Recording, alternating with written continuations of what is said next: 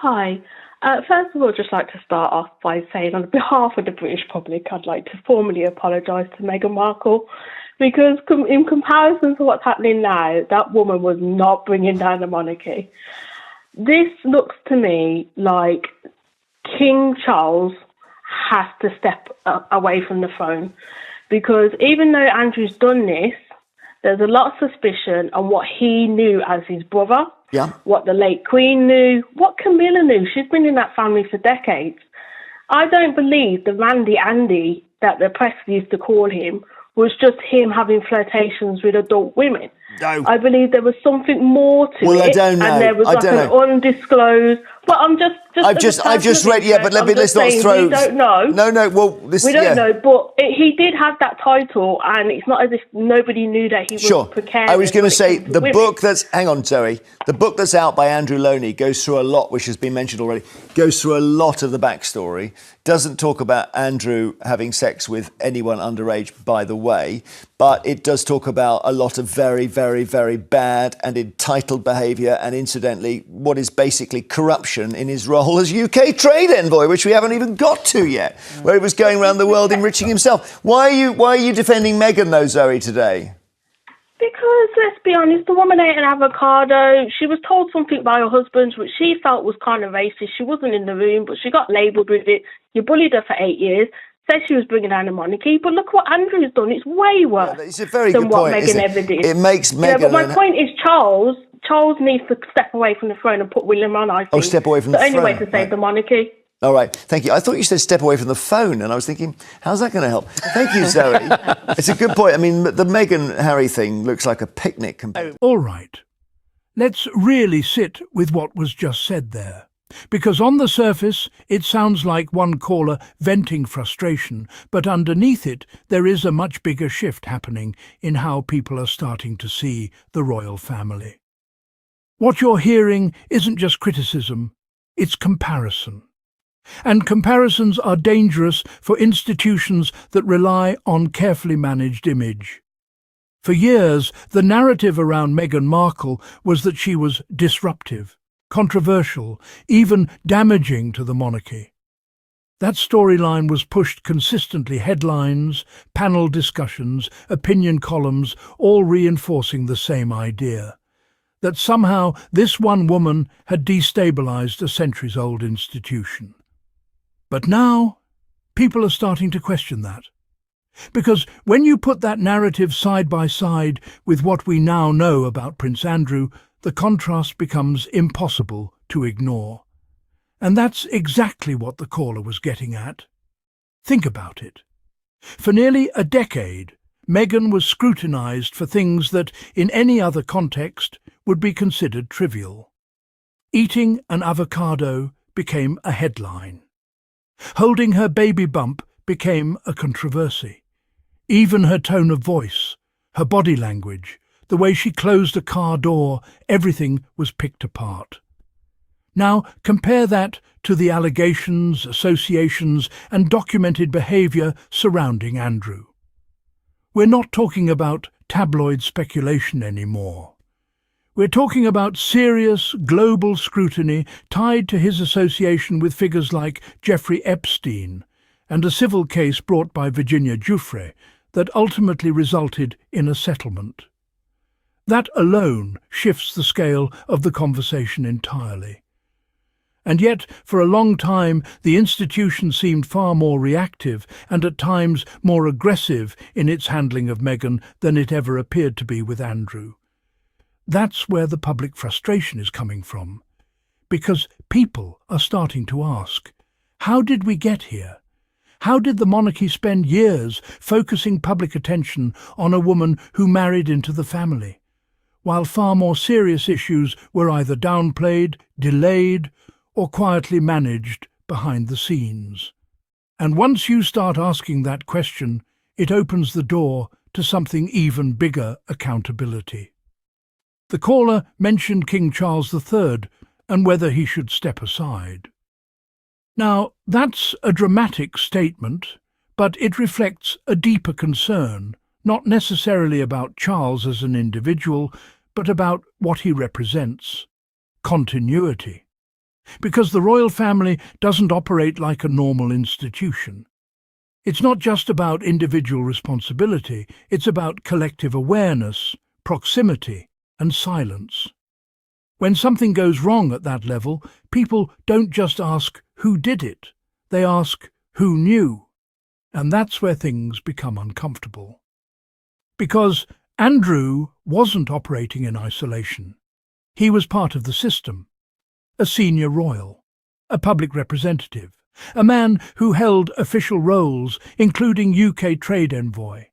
And as has been documented in investigations and books like those by Andrew Lowney, there were long-standing concerns about his conduct concerns that didn't suddenly appear overnight. So when the caller questions what others in the family may have known, that's not conspiracy. That's a natural extension of public accountability. But here's where it gets even more complicated. Because while all of this is unfolding, it forces a re-evaluation of how Meghan was treated from the very beginning. Let's be honest, her experience wasn't just about tabloid culture, it was shaped by something deeper. Race played a role. That's not speculation that's been widely discussed, documented and acknowledged in media analysis and public discourse. From the moment her relationship with Prince Harry became public, there were undertones in the coverage that went beyond standard royal scrutiny. There were coded headlines, dog whistles, narratives that framed her as other.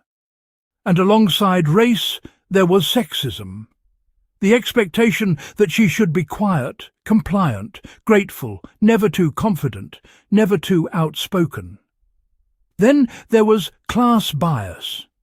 Meghan wasn't from the traditional aristocratic background. She was an American actress, independent, self-made. That alone made her different, and in institutions built on tradition, different often gets treated as threatening. And when you combine all of that race, gender, class, outsider status, you start to see why the scrutiny became so intense. Because it wasn't just about what she did, it was about what she represented. Now contrast that with how the institution responded to Harry and Meghan stepping back. They were framed as reckless, disloyal, even destructive. But look at the reality today. They are financially independent. They built their own platform. Through ventures like their deals with Netflix and Spotify, they've created a life outside the royal system on their own terms. That's not failure. That's success. And not just success, it's proof that they didn't need the monarchy to survive. In fact, you could argue they exceeded expectations. Because the assumption was that once they left, they would fade. But they didn't. They grew. And that growth created an uncomfortable contrast. Because while Harry and Meghan were building something new, the monarchy was still grappling with old problems that in many cases had been ignored for years. Which brings us back to the comparison. When the caller says that what's happening now makes the Meghan situation look like a picnic, that's not just a throwaway line. It's a recognition that the scale of criticism directed at Meghan never matched the severity of her actions. And now that people are seeing a clearer picture of other issues within the institution, that imbalance is becoming impossible to justify. But here's the thing, this isn't just about Meghan versus Andrew, it's about credibility. Because institutions survive on trust. And trust isn't just about what you do, it's about how consistently you respond to different situations. If minor issues are treated as major scandals, while major issues are handled quietly or slowly, people notice. And once they notice, they start to question everything. That's where the monarchy finds itself right now. At a crossroads. Do they continue as they are relying on tradition, hierarchy and controlled messaging? Or do they adapt acknowledging past failures, addressing inconsistencies, and rebuilding trust in a more transparent way. The caller's suggestion that Prince William should step in isn't really about William as a solution. It's about change. It's about the idea that maybe a new face, a new generation, could reset the narrative. But even that raises questions, because changing the figurehead doesn't automatically fix the system. If the underlying issues remain lack of accountability, selective scrutiny, resistance to change, then the same patterns will repeat, no matter who is on the throne. And that's why this moment matters. Because for the first time in a long time, the public conversation isn't being fully controlled. People are connecting dots. They're comparing timelines. They're questioning narratives that were once accepted without hesitation. And perhaps most importantly, they're re-evaluating Meghan, not as the villain she was often portrayed to be, but as someone who entered an institution, followed its rules, exceeded expectations, and was still pushed out.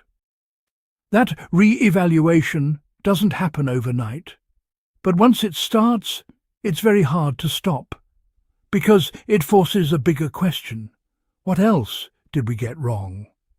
And for the monarchy, that question is far more dangerous than any single scandal, because it doesn't just challenge individuals, it challenges the entire system.